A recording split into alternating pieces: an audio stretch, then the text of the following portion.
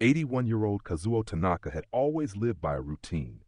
Every morning at 5 a.m., without fail, he woke up, washed his face with cold water, drank a tall glass of it, then stepped outside onto his narrow Tokyo balcony to do 20 minutes of stretching and breathing exercises. After that, a hot cup of green tea and a brisk walk around the block, no matter the weather. His neighbors admired his discipline. Some called it Zen. Others chalked it up to his generation's toughness.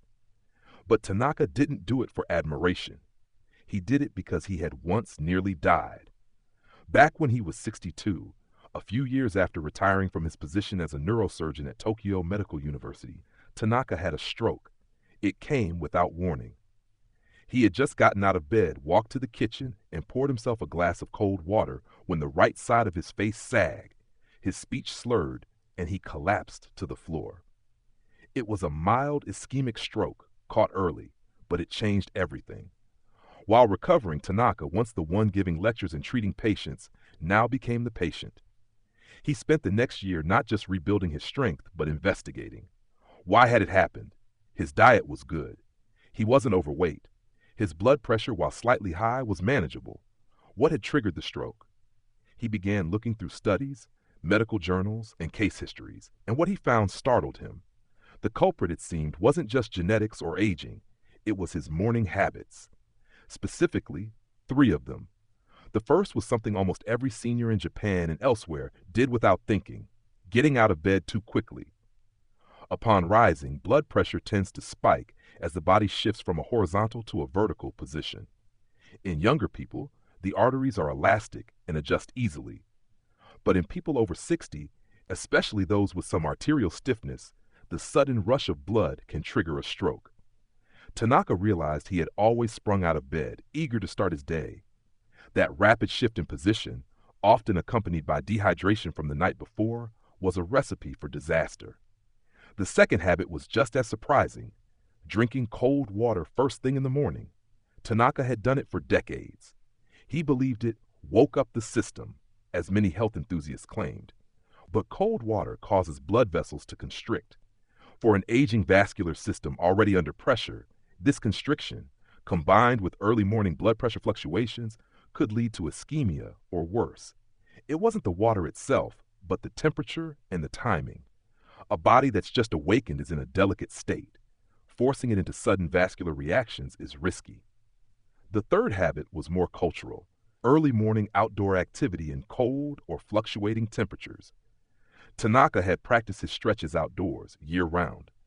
Tokyo winters aren't brutal, but they're chilly. Even in early spring or fall, temperatures could dip below comfortable levels. Research showed that cold exposure, especially in the early hours, raised the risk of stroke significantly in older adults, particularly those with hypertension or cardiovascular issues. Tanaka's findings weren't just personal revelations. He began compiling them into papers, then lectures. Eventually, he became a kind of public health advocate, Japan's oldest doctor, warning fellow seniors about simple yet dangerous daily habits. Your mornings, he would say at seminars, are the most dangerous time of the day. The body is vulnerable after sleep. Blood pressure is rising, your heart is adjusting, and the brain is hungry for oxygen. What you do in those first 30 minutes sets the tone for your circulatory system. So he changed everything. He began waking slowly. Before getting out of bed, he would sit up and take 5 deep breaths, then gently stretch his legs and arms.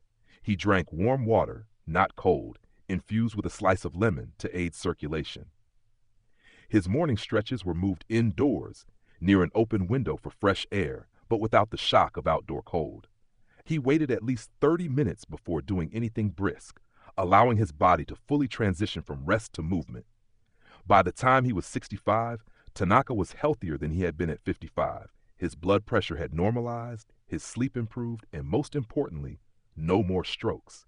He began sharing his slow start method with fellow retirees, publishing a guide called Start Soft: Morning Habits for a Long Life. It became a bestseller in Japan's senior wellness space, and with it came stories. One man, a retired train conductor, wrote to thank him. "I always rushed in the mornings, cold shower, fast walk, and then tea. I had no idea I was stressing my heart every day. After following your advice, I feel calmer and clearer. A widow from Osaka wrote, "My husband had a stroke 2 years ago, just like you. He was drinking ice water every morning. We never thought that was the problem. I've changed my routine since then, and I tell all my friends." By the time he turned 80, Tanaka was doing fewer interviews, but still accepted the occasional request from health magazines and NHK. In one interview, he was asked what he thought the real secret to longevity was. He smiled, soft and weathered. "Don't rush," he said, "especially not in the morning. Life has seasons. When you're young, you move fast, but after 60, every movement should be deliberate. Not fearful, just respectful of the body's changing pace." He paused, then added, "Most of us think health is about diet or exercise, and those matter, but routine is the invisible hand shaping your fate." He still walked every day. He still drank green tea. But the mornings, they were sacred now, unhurried, warm, safe. And every time he stood from bed, he thought of that one morning nearly 20 years ago.